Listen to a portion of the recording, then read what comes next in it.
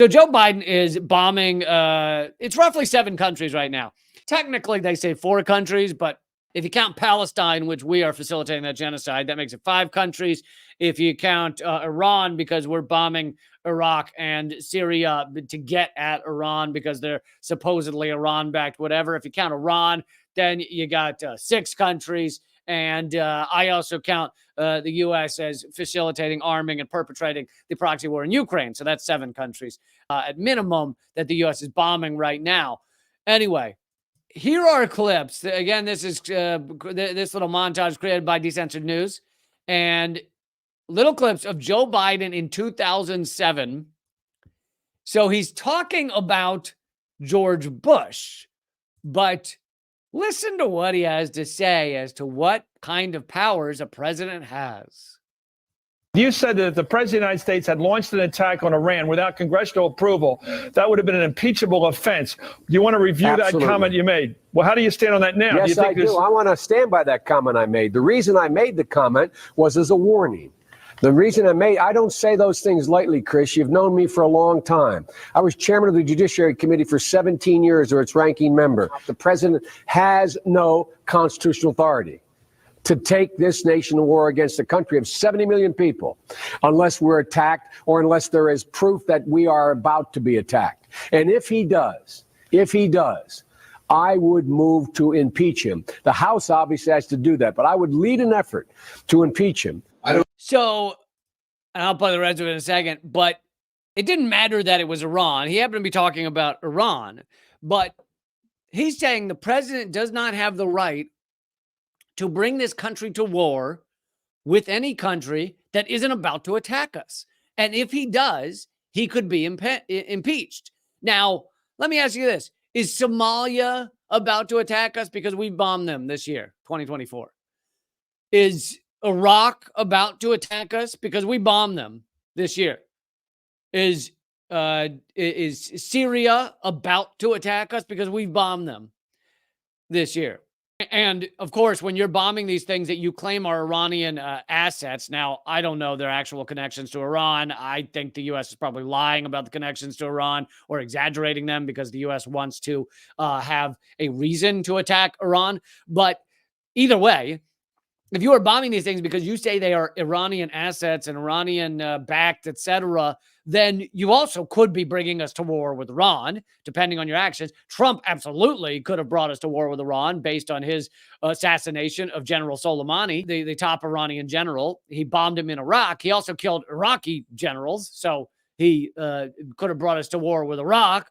So each of these bombings, yeah, they have analysis and they sit in rooms with big tables, big round tables that they have there. And the size of a man is judged by the size of the table, big tables. And they sit in those rooms and they go, the odds of them hitting us back for bombing them or assassinating the general kind of slim. So, not that big a deal. But they're not certain that none of these will spiral into war. You are bringing us to war. You are bombing a country. I mean, is that not war? Explain to me what war is. Because bombing a country certainly sounds like the beginning of war with that country. Is it not? So when Joe Biden said these things in 2007, that it should be impeachable and that he would lead an impeachment effort for attacking a country, happened to be Iran at the time, then those things all hold true now. But of course, he's not saying that now because now he's president and now he loves bombing people. He loves that power he has to just bomb countries, whether they are at war with us or not. Anyway, here he is essentially saying the same thing again. I don't use words lightly. Some of you may have seen me on Stephanopoulos or Meet the Press, the shows I've been on a weekly basis. I want to make it clear to you. I've drafted, with the help for 17 years, I was the chairman of the Judiciary Committee or the ranking member. And ladies and gentlemen, I drafted an outline of what I think the constitutional limitations have on the president of the war clause. I went to 5 leading scholars, constitutional scholars, and they drafted a treatise for me. It's being distributed to every senator. And I want to make it clear, and I made it clear to the president, that if he takes this nation to war in Iran without congressional approval, I will make it my business to impeach him.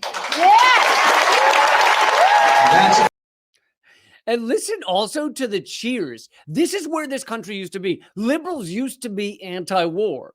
Now, what you can argue about whether they actually stood for that, whether they fought for it or whatever, and whether Joe Biden was actually a liberal when in that time, whatever. But my point is, your liberal Americans, I'm not talking about government officials, your liberal Americans, like that room cheering for him, they used to be anti-war. When he said, I'm going to impeach the president for bombing another country. And yet here we are. He's the goddamn president bombing 6, 7 countries, genociding Gazans, and U.S. liberals, a lot of them fine with it. Not a peep. Not upset. Not yelling from the hills, what in God's name are you doing? I mean, how disgusting is that? And it also shows the success of propaganda. This has gotten the whole group millions upon millions. MSNBC has been a big part of it. CNN's been a big part of it. PBS, NPR, big parts of it, have gotten liberals across America, millions of them, to endorse war or sit back and be fine with it. One or the other. It is unbelievable. And here you have Joe Biden saying it should be an impeachable offense. It should be illegal to bring this country to war without Congress, without the consent of Congress. And yet he bombed Iraq.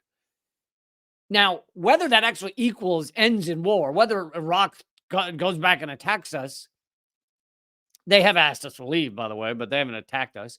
But it's not the point. It is war. You're bombing a country. That is like, what are we going to act like it's not war? It's just, it's a pat on the back. It's an explosive pat on the back.